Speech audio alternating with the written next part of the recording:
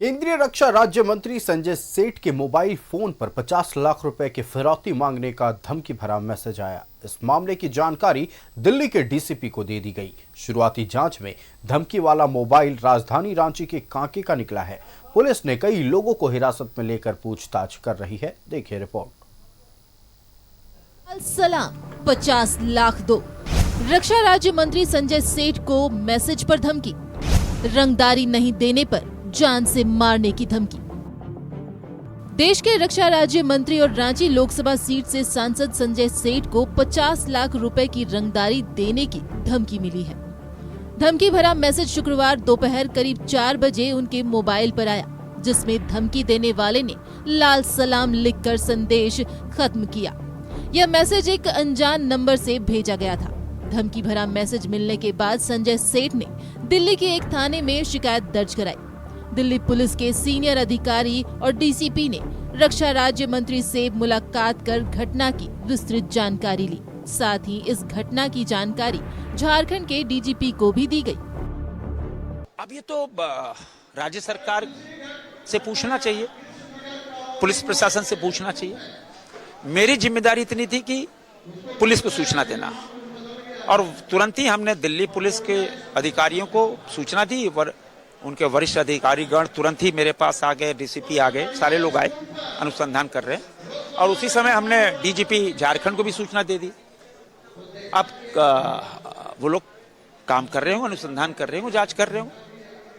और हम सब प्रधानमंत्री नरेंद्र मोदी जी जो हम सबको सिखाते हैं, प्रेरणा देते हैं कि जन सेवा, हम उसकी चिंता किए पे जन सेवा कर रहे हैं, घूम रहे हैं क्षेत्र में। हम लोग भारतीय जनता पार्टी का एक कार्यकर्ता होने के नाते, विधायक होने के नाते मैं मांग करता हूं कि वैसे लोगों को अविलंब गिरफ्तार करे और उनसे गहराई से पूछताछ करे और उनकी सुरक्षा की मुकम्मल व्यवस्था की जाए, ताकि कोई भी इस तरह का आगे कोई कार्रवाई नहीं करे। और ये रंगदारी का मामला तो आज बड़ा गंभीर विषय है भाई। हम लोग सुनते हैं कि कोई दुबई में बैठ के रंगदारी मांग रहा है, कोई कहीं से मांग रहा है, तो पुलिस कर क्या रही है? हाथ पर हाथ धर के बैठी क्यों रहती है?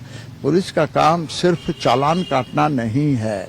पुलिस का काम ऐसे अपराधियों के खिलाफ एक अभियान छेड़ने का है और उन्हें जेल के शिकंजों में भेजने का है, उन पर कानूनी कार्रवाई करने का है। रक्षा राज्य मंत्री संजय सेठ को मिली धमकी पर वित्त मंत्री राधाकृष्ण किशोर ने कहा है कि हमारी सरकार में आम हो या खास, सबकी सुरक्षा का ख्याल रखा जाएगा। पुलिस अपना काम कर रही है। देखिए, धमकी तो किसी को मिल सकती है, लेकिन उसकी एक पुलिस की प्रक्रिया है। उनको धमकी मिली है, स्थानीय थाना में उसका संभवतः जरूर रिपोर्ट दर्ज उन्होंने कराया होगा और पुलिस कार्रवाई करेगी। राज्य सरकार, चाहे वो किसी भी दल का हो, कोई भी व्यक्ति हो, अगर उसको धमकी दी जाती है तो हेमंत सोरेन की सरकार इस मामले में बहुत ही गंभीर है कि ऐसे आपराधिक तत्वों के खिलाफ सख्त से सख्त कार्रवाई की। अब तो ये जो अपराध कर्मी जो भी होंगे, जो इस मानसिकता का है, उन्होंने दिल्ली में केस दर्ज करवाया है, झारखंड पुलिस के संज्ञान में आया है और प्रारंभिक जानकारी जो मिला है कि भाई होशिर का कोई होगा, तो वो जांच तो अब उनका साइबर सेल करेगा और उसको ढूंढ निकालेगा। रक्षा राज्य मंत्री को मिली धमकी की खबर से प्रशासन में हड़कंप मचा हुआ है। पुलिस की शुरुआती जांच में पता चला है कि जिस मोबाइल नंबर से धमकी दी गई है वह रांची जिले के कांके इलाके के होचर का है। एटीएस ने कई लोगों को हिरासत में लेकर पूछताछ की है। जिस नंबर से धमकी दी गई है वह नंबर जिस शख्स के नाम पर रजिस्टर है, उसकी तलाश पुलिस कर रही है। न्यूज़ 11 भारत के लिए रांची से पूजा दुबे के साथ विपिन उपाध्याय की रिपोर्ट। शुक्रवार देर शाम रक्षा राज्य मंत्री संजय सेठ को उनके फोन पर एक मैसेज आता है। फोन पर धमकी दी जाती है और 50 लाख रुपए की रंगदारी मांगी जाती है। हालांकि पूरे मामले को लेकर अनुसंधान तेज हो गया है। 2 लोगों को हिरासत में भी लिया गया है और मुख्य आरोपी की तलाश जारी है। हमारे साथ संवाददाता इमरान लाइव जुड़े हुए। इमरान का रुख करते हैं। इमरान, रक्षा राज्य मंत्री संजय सेठ को धमकी भरा मैसेज आया, 50 लाख रुपए की फिरौती की मांग की गई, जिसके बाद रक्षा राज्य मंत्री की ओर से शिकायत दर्ज कराई गई। पुलिस की ओर से अनुसंधान भी तेज कर दिया गया, 2 लोगों को हिरासत में भी लिया गया। लेकिन देर शाम तक जो खबरें आई कि मुख्य आरोपी अब भी हिरासत में नहीं लिया जा सका है, क्या है पूरी जानकारी और अपडेट इस खबर को लेकर क्या मिल रही है?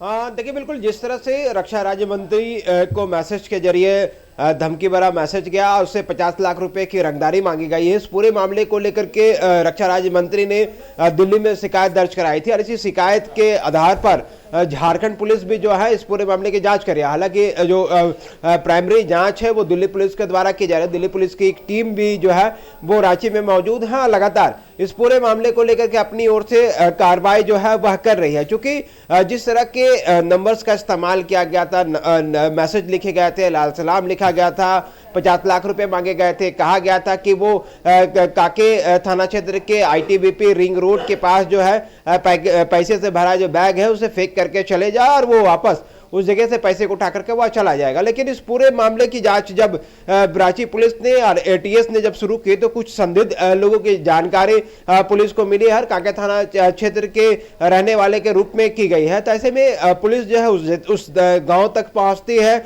उस गांव में रहने वाले संदिग्ध युवक और उनके अन्य जो लोग हैं उनकी तलाश में छापेमारी की जाती है और कुछ लोगों को डिटेन भी किया जाता है, जिसके बाद उनसे लगातार इस पूरे मामले पर पूछताछ भी की जा रही है। पूछताछ के क्रम में कई अहम जानकारी और बातें जो है वो छन करके सामने आ रही है। बहुत जल्द इस पूरे मामले का खुलासा जो है वो रांची पुलिस कर सकती है। चूंकि रक्षा राज्य मंत्री का यह मामला है, केंद्रीय मंत्री से जुड़ा हुआ यह पूरा मामला, तो एक तरफ जहां दिल्ली के जो एजेंसी है दिल्ली पुलिस जो है वह कार्रवाई कर रही है। जिस वक्त धमकी दिया गया था संजय सेठ उस वक्त दिल्ली पे मौजूद थे, इसलिए इस पूरे मामले की जानकारी पहले दिल्ली पुलिस को दी गई। दिल्ली पुलिस कमिश्नर सहित कई पुलिस पदाधिकारी जो थे पूरे मामले की जानकारी लेते हुए तत्काल पूरे मामले पर एफआईआर दर्ज करते हुए एक टीम को झारखंड भेजा। टेक्निकल टीम के माध्यम से जानकारी जुटाई गई कि जो धमकी भरा कॉल्स भेजा गया था, जो मैसेज भेजे गए थे, वह जो है रांची के कांके थाना क्षेत्र से इसका इस्तेमाल हुआ है। तो उसके बाद तमाम एजेंसियां जो है वो अलर्ट हो गया और फौरन इसकी जानकारी खुद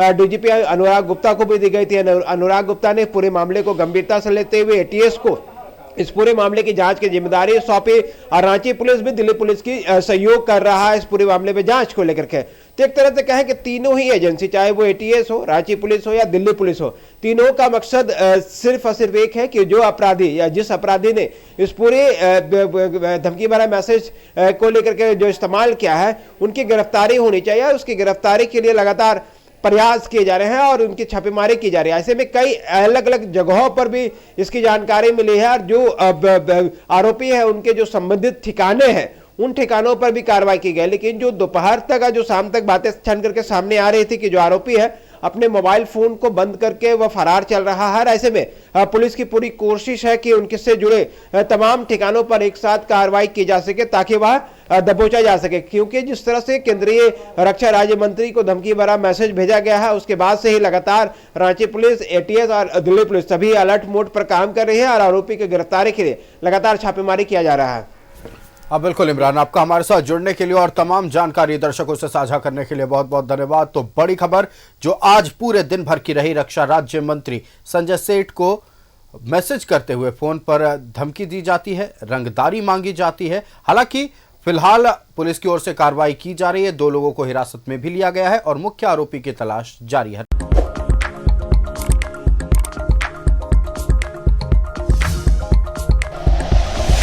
like and share videos, subscribe करें हमारा चैनल और प्रेस करें बेल आइकॉन। न्यूज़ 11 भारत, सच है तो दिखेगा।